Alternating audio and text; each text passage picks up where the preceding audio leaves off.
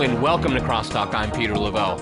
Are they on the brink of war? This is how the situation appears to be developing between the recently independent state of South Sudan and its northern neighbor. There's a lot at stake, and it is said to be mostly about oil and power. And the question arises, is South Sudan strong enough to survive as a state?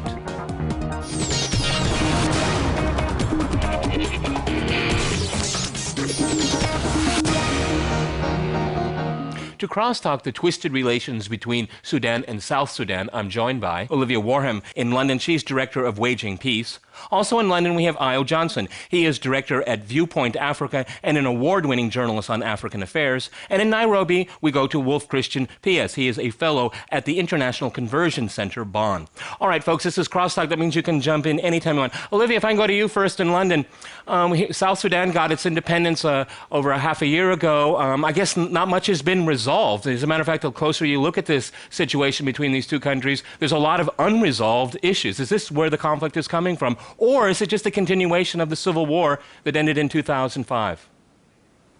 Well, the civil war came to an end with the comprehensive peace agreement that was signed in 2005. And the problem with the referendum, and which was held last year, which allowed the South to vote on whether or not its citizens would like independence, that all went ahead smoothly, but the problem with it was that it didn't resolve many of the issues that are still being fought over today. Those issues in particular are the border, the oil, and who owns which parts of it and how much the North will pay for the transit of it. The majority of the oil is based in the South, but they at the moment need to transport it out through the North, and also the citizenship of Southerners who are living in the North.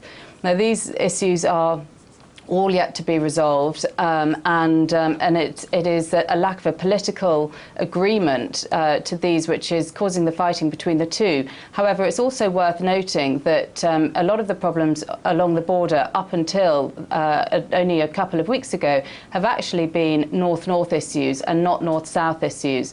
So there's been a lot of fighting in the two states in the south of North Sudan, which are Blue Nile and South Kordofan, between the Sudanese army and rebel units within the south, within the north, who have been marginalised for many, many years and are fighting the Khartoum government to show their dissatisfaction.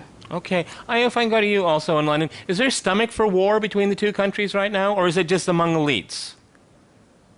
Well, no, I think the two leaders, Bashir in the north and Salva Kiir in the south, have actually shown that they lack leadership. They're bitter enemies. They have fought a war, a protracted period of time. Be it that the south has now broken away and has actually had its own independence, but there are some deep-seated issues which are cultural, which to do with trust issues, which have truly not been resolved. Not to mention the land issue. It looks like to me that the civil war is still continuing. We just see a different form of it. They took a break.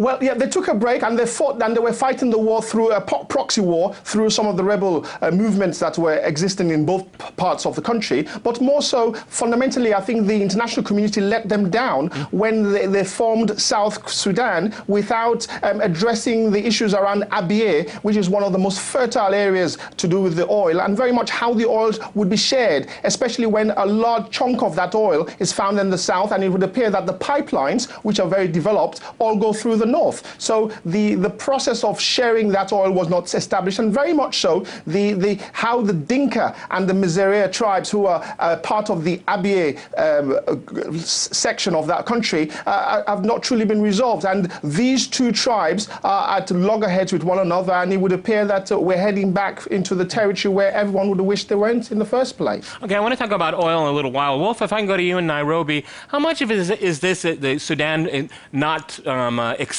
South Sudan, meaning it hasn't given up on at least hegemony, if not more? And how much is it the South really wanting to consolidate itself as a state? Because it's still early days for South Sudan.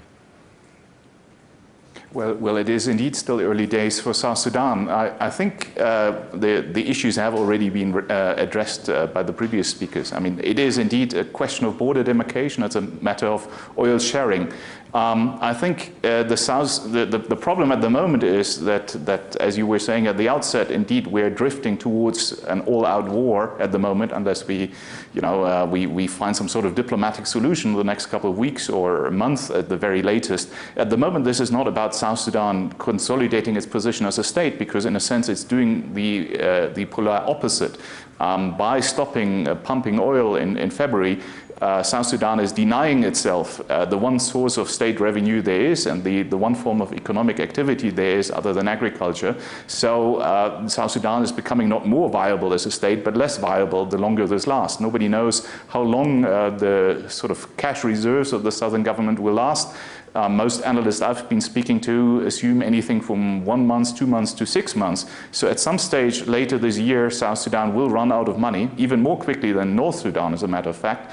And of course, this does not create a situation for consolidation, very much one drifting towards mutual destruction in a sense. And I'm afraid this is where we're heading at the moment. Olivia, I'd like to continue with that point here. I mean, they were supposed to be interdependent. That's one of the reasons why the quote-unquote international community supported independence for the South. This interdependence isn't working very well, is it? Well, I think the problem, people say that oil is at the heart of it, but I think there's a nuance to that, which is that the reason that oil is at the heart of it is that oil obviously creates an awful lot of money for a country, and that money has largely stayed in Khartoum and its surrounding areas. And as a result, other parts of Sudan, whether it's the south, but also parts within the north, so the east, Blue Nile, South Kordofan, and also Darfur, which, let's not forget, has endured fighting for 9 years now. You know, all these parts of Sudan have been marginalised and dispossessed of their rights. You know, the people have who see themselves, they identify themselves as black Africans. They have been treated very badly by the Arab government in Khartoum. Sudan is seen as the second worst country in the world for its treatment of minority rights by Minority Rights Group International. And that is why these problems are occurring throughout Sudan and along the border and now in the south. So the interdependence becomes a real problem because it's the issue is oil, but it's the finances. And it's not just the south that we need to be looking at. As I said earlier, it's north-north issues as well. Okay, we can continue with that theme here. I mean, it is a lot about oil, and I want to talk about that in the second part of the program. But is this also just a clash of civilizations? I mean, we have really mixed communities too, mixed populations in each country, and this is very dangerous because neither country recognizes dual citizenship. Are you worried about something like ethnic cleansing at this point? Well, yeah, absolutely. Ethnic cleansing is a problem. Clearly, and I think if we go back into history, we would have to blame the British because they colonized that country. They promoted Christianity and pushed for it to go into the south and the spread of it simply because to counter the spread of the Muslim religion in the north. And of course, when it came to independence, they chose the north over the south. And of course, we know exactly the fact that the South had been used as slaves by the North. So you've got these deep-seated problems that go beyond what human beings can normally comprehend with. Level of hatred, lack of trust, and of course the problems we're seeing now is as a result of both sides don't seem to be able to resolve their differences, which is why South Sudan has split from the north. But more so, crucially, the fact that even in areas where both countries are meant to be responsible, especially in the border areas, they can't resolve or meet any differences or even identify any common ground. So that's a real worry for the international community. You know, Wolf, you said that you thought that what the South is doing with cutting off oil is a mistake because it hurts their viability. Is this just a call to the international community to solve this issue? Is that what their gambit is? Well, I think the fascinating question here is it at the end of the day really about oil? Because, I mean, if you look back to the recent occupation of the Higlig oil field, a couple of weeks ago, from which South Sudan now has withdrawn its troop, economically, South Sudan was gaining nothing by this, because just by occupying even more oil areas, but without an oil outlet for the oil, the balance of power is not shifting in their favor economically. So why did the South do it? Then why did the South do it? but they, you know, they were denying the other side the oil, because as previous speakers have been saying, yes, the majority of the oil is in South Sudan, but not all of the oil. And by stopping pumping their own oil and transferring it through the pipeline, of course, they had no more revenue. By taking the Heglig oil field, they were basically cutting the government in Khartoum from 40% of its oil production, increasing their economic difficulties. So it's not so much about gaining anything, at least not in the short run. It's about denying the other side the oil. Okay, Olivia, go right ahead. The South of the government of the South, their rhetoric on it was that they invaded the Heglig area because that was where the North was launching planes which were bombing Southern territory.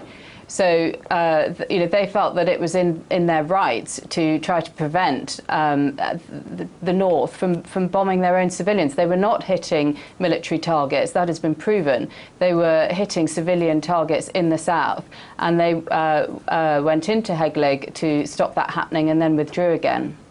Well, I think Salva Kiir is playing a very dangerous diplomatic strategy here. I think he's trying to appeal to the international community to show that he's a statesman, to show that he can get a lot of support, and show that he's not the aggressor as the victim. And I think, on the other hand, Bashir, who's not really supported by the West specifically, is seen as the aggressor. And I think Salva Kiir is actually playing on this game plan, which is why I think he went into Heglig.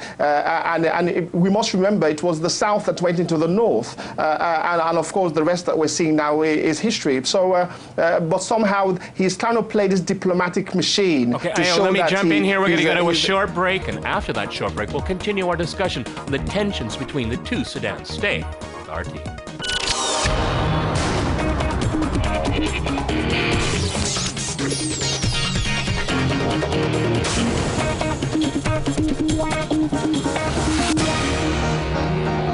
Welcome back to CrossTalk. I'm Peter Lavelle. To remind you, we're talking about the conflict between Sudan and its northern neighbor.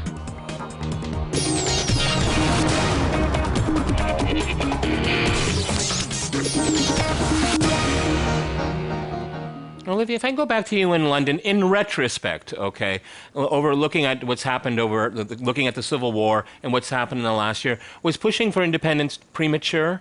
Because you're the one on the program that listed all of these differences, and I'm afraid they're very, very serious differences. Was pushing independence for the South premature?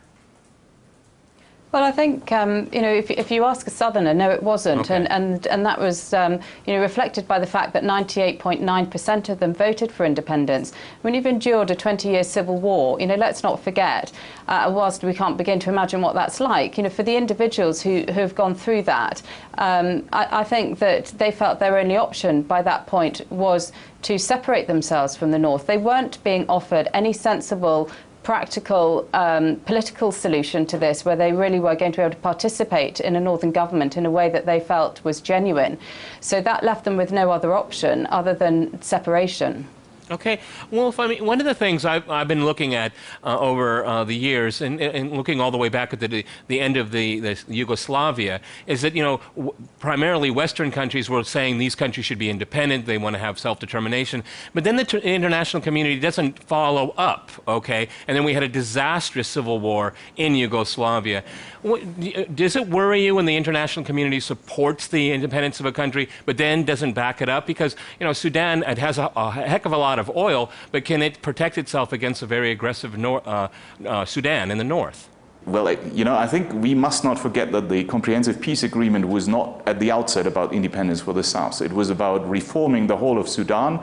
And the problem is, and this is indeed where I think the international community is at fault, is that over the 6-year period of implementation of the CPA, a 5-year period of implementation, we have, at least after the death of John Garang, the first leader of South Sudan, basically people have forgotten about this, and the drive towards independence for South Sudan, which was meant to be sort of the fallback option, right? Mm-hmm. If the whole reform thing doesn't work for the whole country, South Sudan should be given the choice to determine whether it wanted to be part of that state anymore. But it wasn't the original scenario. At least Western powers had great hopes for democratization, for minority rights, for a more equitable sharing of power, and I mean all of these issues are still there, and then I don't quite know, maybe in 2007, 2008 the focus became preparing for independence, when within the SPLM, the governing party of the South, the faction which was in favor of independence, of secession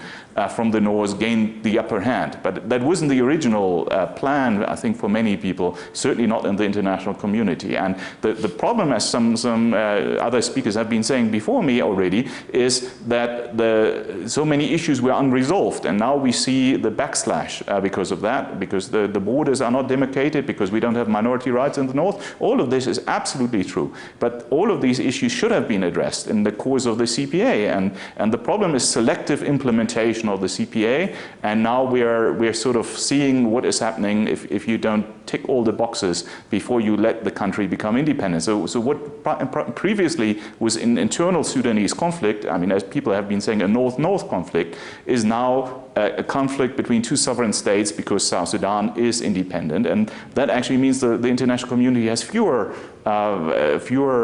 powers at their disposal to influence the process than during the transition period. So in a sense, we're worse off than if we had tried to address these issues. That's exactly what I'm getting at. Aya, what do you think about it? Are we worse off now than before? And I want to keep in mind that, you know, almost 2 million people died during the Civil War, so I don't want to exaggerate this here, okay, the situation today. Well, talking about 2 million people dying during the Civil War, talk about all the people who are migrating currently because of the fighting. Sure. Yes, I think clearly, I think the international community has 3 key people who have let the world down, and these are the Chinese are one, the Russians are 2, and the Americans. 3 key stakeholders in the oil wealth of Sudan, and they could have insisted that all these issues were resolved. They didn't. As we speak currently, the Chinese are in a very difficult position, trying to form a relationship with the South to get their oil, at the same time trying to maintain an old relationship with the North, who don't have oil, but who they can actually sell arms to. So when you find out that key stakeholders do not meet up and actually apply pressure on the 2 governments to comply and keep away from war, then you can have the problems which are the ones we're facing currently. Okay, Olivia, if I go back to you, what kind of leverage do the Chinese have? We know that the South Sudanese president was visiting China. You know, the Chinese are a huge stakeholder in these 2 countries right now. We know that they don't want to take a very public view, which is probably unfortunate, but what can they do privately? They have a lot of interest in the country. They have a lot of interest in both countries, and therefore it goes without saying that they no doubt can influence them. It's difficult to know what is going on because, as you say, it certainly happens behind the scenes. China hasn't changed its stance on saying that its foreign policy is one of non-interference. They don't want anyone to look into their backyard for very good reasons that from a human rights ground that we all know about. So therefore, they're not going to do that to any other country. So that means that certainly publicly, they're not getting anything like as involved as many people would like to see them being. They are, I think, doing more and more behind the scenes, but it's, as I say, it's difficult to comment on what that is. But I think that, and I agree, I think we all welcome as much involvement in a positive way from the Chinese. And I also agree that when you do have a situation where a government has consistently been bombing its own civilians, has caused a 20-year civil war, whilst the first place to lay that blame is with that government, the next step is what the international community can be doing. And I think it's absolutely right that in the last few years, the international community has not done enough to bring this to an end in a more comprehensive way. You know, Wolf, would you say that there's Sudan fatigue in the international community right now? Well, I definitely would say there was Sudan fatigue in the last couple of years of the CPA. I think well, I mean, most people no. Last year there was the big happy birthday South Sudan, you know, and all of the issues that we're talking about now. That was sort of a blimp. Yeah, that was a blimp. That was okay. That was a blimp. I mean, before the independence, maybe the last 2 years of the CPA, there was really fatigue, and people said, "Oh, we've heard all the arguments before," and well, we will resolve these issues eventually, but nobody was putting a lot of pressure. And then, of course, we had the birthday celebrations. Everyone was happy. Bashir was visiting Juba. Everyone was making the right noises about friendly neighborly relations. And immediately afterwards, after the birthday party, fatigue set back in. And actually, I think at the moment we're not in a phase of Sudan fatigue. Much to the contrary, we're in a phase of frantic activism where people in the Security Council, in the foreign capitals, are trying to find a solution. It's just a bit late in the day to do so. So I think our time window, we should have tried to resolve this back in 2008. Now, of course, we didn't. There's no point in crying over spilled milk. So the only answer I can see for at the moment is bringing the two parties back to the negotiation table as quickly as possible. Make sure that the violence, certainly north-south, but ideally also north-north, comes to an end, at least to some form of ceasefire, and that we find an agreement for the oil, because if we don't do so, certainly both countries are on the path to self-destruction. What do you think about that? I mean, go ahead, jump in, because, both sides have made it very clear, at least publicly, they don't want to talk to each other. That's not a good beginning. Go ahead, my friend. Well, I still think that the Salva Kiir has only got a diplomatic arm to play. He can't fight the North militarily because he's not strong enough. He understands that very well. I hope he does. The North has way too many military machine and military might to compete with them. And besides, the South is trying to build its own economy, which, for all intents and purposes, is not really working at the moment. There's hyperinflation. A lot of communities don't have access to healthcare, education. Not to mention, a lot of the roads are laterite anyway. So you have a lot of problem with infrastructure. So he's got to really focus on this, and I think it's a massive distraction. And the sooner they can actually resolve their differences, the better for him, for the South. So I believe that he's only going to play a diplomatic game to show that he's in control, to muster as much support, and to try and show the world in his own way that the North is the aggressor. Because militarily, I can't believe that they'll go to war. Olivia, what do you think about that? If that's true, then that's a huge, huge gamble, isn't it? Well, I agree. I can't quite see that this will become a full-scale war, because I don't think either countries can afford it. I also am not convinced that Bashir really has, whilst he might have the military might, which is no doubt true, and much more so than the South, he spent an awful lot more money on it. He is increasingly lacking the support of his people. I mean, as I've already pointed out, I mean, there are numerous parts of his country who he's fighting already. Some of these were ones where he traditionally has recruited troops from. So, that in itself causes him a problem within the military. There have also been many more uprisings in the last year since the Arab Spring started within Khartoum, which have been brutally put down. So his power base, I think, is not what it used to be. People have talked about a soft military coup, and that's the reason that we've seen this sort of iron fist in the last year since independence, that the North felt so bitter and humiliated about losing the South that their response to it has been to show the iron fist. But as I say, he doesn't have the money, I don't believe, and the support to really continue with this. Okay, Wolf, I'm going to give you the last word on the program. Is this really a problem more about Sudan proper itself, the northern neighbor, than about the South? Reacting to what Olivia just said? Well, I'm not sure. I mean, Olivia mentioned talk about a soft military takeover in Khartoum. I do wonder whether something similar is not happening in the south as well. President Salva Kiir has, for the most part of the last 5 years since he has been in office, been very keen, at least publicly, on making all the right noises about finding a political solution. All right, I'm going to have to jump in here. We've run out of time, folks. I hope we won't be doing a program on Sudan in a month, okay? Many thanks to my guests today in London and in Nairobi, and thanks to our viewers for watching us here at RT. See you next time, and remember, crosstalk rules.